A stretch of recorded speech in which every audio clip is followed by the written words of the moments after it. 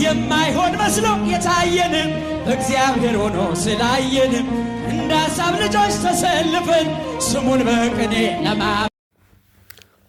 ባል ለሚስቱ ባሎች ሆይ ክርስቶስ ቤተክርስቲያንን እንደወደደ ሁሉ እናንተ ሚስቶቻችሁን ውደዱ። መጽሐፍ ቅዱስ አንድ ጥሩ ባል ሚስቱን መውደድና ማክበር እንዳለበት ይናገራል። የሐዋርያው ቅዱስ ጳውሎስ መልእክት ወደ ኤፌሶን ሰዎች ምዕራፍ 5 ከቁጥር 25 እስከ 29 አንድ ባል ሚስቱን ምንጊዜም በፍቅር መያዝና ጥበቃና እንክብካቤ ሊያደርግላት ይገባል።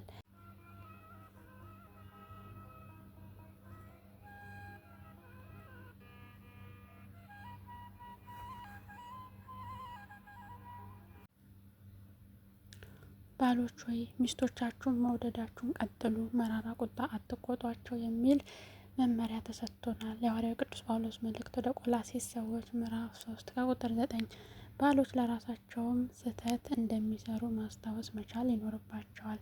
አምላክ በደላቸውን ይቅር እንዲላቸው የሚፈልጉ ከሆነ እነርሱ ሚስቶቻቸውን ይቅር ማለት አለባቸው። ማቴዎስ ወንጌል ምዕራፍ 6 ከቁጥር 12 እስከ 15 ባልና ሚስት እርስ በርስ ይቅር የሚባባሉ ከሆነ ትዳራቸው ደስተኛና ሰላም የሰፈነበት ይሆናል። አንደኛ ጴጥሮስ ምዕራፍ 3 ከቁጥር 7 ላይ ባል ሚስቱን በተገቢው መንገድ የማይዝ ከሆነ አምላክ ጸሎቱን ላይሰማው እንደሚችል ያስገነዝበናል። ስለ ሁሉም ባል ለሚስቱ ቁሳዊና ስሜታዊ ፍላጎቷን ለማሟላት ጥረት ማድረግ አለበት። የሐዋርያው ቅዱስ ማቴዎስ ወንጌል ምዕራፍ 19 ከቁጥር 6 ላይ ባልና ሚስት አንድ ስጋ ናቸው እንጂ ሁለት አይደሉም ይለናል። መተማመን ይኖርባቸዋል።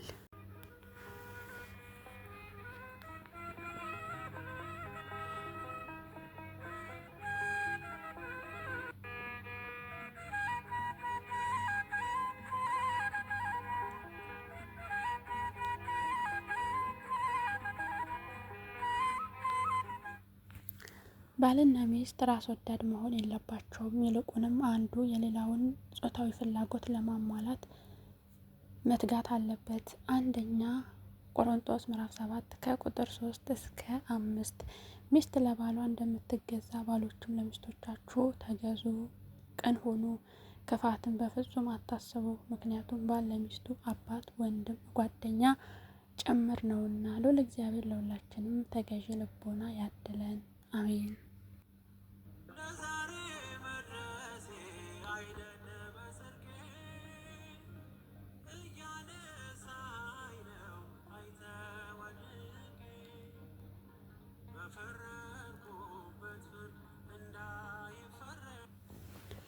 ካነበብኩት ላካፍላችሁ።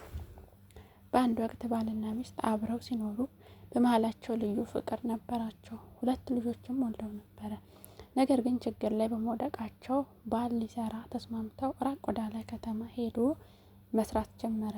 በተከታታይ ለ16 ዓመታት ሰራ። ከዚያ ወደ ናፈቁት ቤተሰቦቹ ለመመለስ ወሰነ። ከቀጣሪዎቹ ሰማ። ደሞዙ በተለያየ ምክንያት ተቆራርጦ ከሚጠብቀው ከግማሽ በታች ሆነ። 3000 ብር ተሰጠው። የተሰጠውን ተቀብሎ እግረ መንገዱን ስራ ካገኘሁ እየሰራው ጠርቀም ያለ ብር ይዤ ቤተሰቦቼ ጋር እሄዳለሁ ብሎ ተነሳ። በመንገድ አንድ ሽማግሌ አባት አገኙት። ወዴት ትሄዳለህ ልጄ? ከየትስ ነው የምትመጣው? አሉት። እሱም ከመጀመሪያ እስከ መጨረሻ ታሪኩን ነገራቸው። እሳቸውም እንዲህ አሉት፣ እንግዲያውስ የምትፈልገውን ነገር ማግኘት ቀላል ነው። እሱም እንዴት አባቴ ሲል ጠየቃቸው። እሳቸውም በል 1000 ብሩን አምጣና እነግርሃለሁ አሉት። የቸገረው ነውና አንስቶ 1000 ብሩን ሰጣቸው። እኒህም አባት አቋራጭ ነው ብለህ በማታውቀው መንገድ አትሂድ፣ ይሄ ምክር አንድ ነው ይሉታል።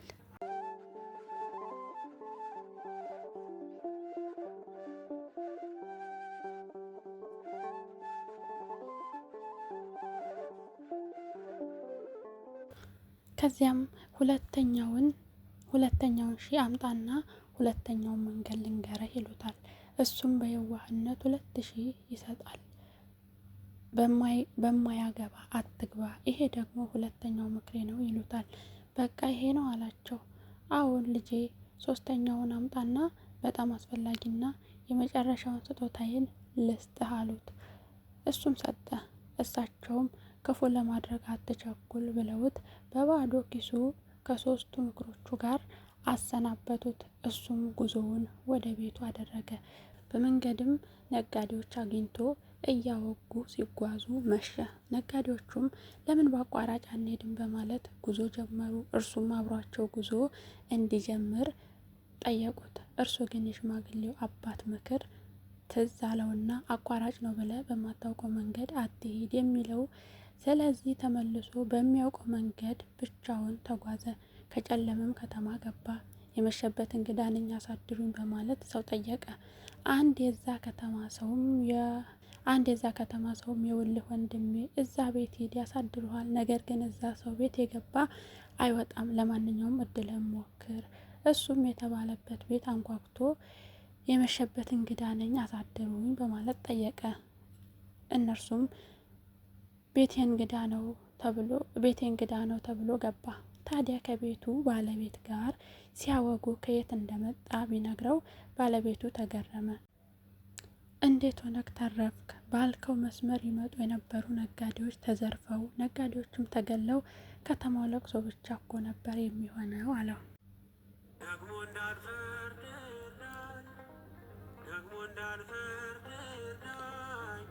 በሰዎች ድካም ያቺ በ1000 ብር የገዛት ምክር በብር የማትገዛ ህይወቱን አተረፈችለት ማለት ነው። ስለመሸ የቤቱ እመቤት ምግብ ለእንግዳ ልታቀርብ ከጓዳ ብቅ አለች። እንግዳው አይኑን ማመን አልቻለም። የተወሰነ አካሏ ብቻ ነው ሰው የሚመስለው። በዛ ላይ ማስፈራቷ ወደ ጓዳ እስክትገባ ናፈቀ። ከዚች ጋር እንዴት ትኖራለህ ብሎ ሊጠይቅ ሲል አንድ ነገር ትዝ አለው። በማያገባ አትግባ የሚለው። ሆዱ መጠየቅ ቢፈልግም ፍላጎቱን ተቋቁሞ አደረ። ደግሞ ሌላ ፈተና። የቤቱ ባለቤት ከመሄድ በፊት የማሳየ ነገር አለኝ ብሎ ወደ ጓሮ ወሰደውና የሰው አጽም የሞላበት ሜዳ አሳየው። እንግዳውም ይሄ ምንድን ነው ማለት ፈለገ። ነገር ግን በማያገባ አትግባ ብሎ ራሱን እየነቀነቀ ዝም አለ። የቤቱ ባለቤትም ተገርሞ በእውነት አንተ የምትገርም ሰው ነህ። ይሄ የምታየው ሰው ሁሉ ስለ ሚስቴ የማያገባቸውን አስተያየት ስለሰጡ የተገደሉ ናቸው። እንዳንተ በእንግድነት እዚህ ቤት ይመጡ ነበር። አንተ ግን ትልቅ ሰው ስለሆንክ የሀብቴን 1/4 ሰጥቻለሁና ይዘህ ትሄዳለህ ተብሎ ባለብዙ ሀብት ሆኖ ወደ ቤቱ ሄደ። እዛች ደሳሳ ጎጆ የደረሰው ከሌሊቱ 6 ሰዓት ነበረ። ሁሉም ነገር ቢለወጥም ቤቱ ግን አላጣውም። በታላቅ እንጨት የምትዘጋ በሩን ገፋ ሲያደርጋት ተከፈተች። አይኑ ግን ከማያምነው ነገር ላይ አረፈ። ሚስቱ 2 ጎረምሶች መሀል ተኝታ አገኛት። በንዴት ጦፎ ታላቅ ድንጋይ አንስቶ ወደ ውስጥ ሊገባ ሲል 3ኛው ምክር ትዝ አለው። ክፉ ለማድረግ አትቸኩል የሚለው።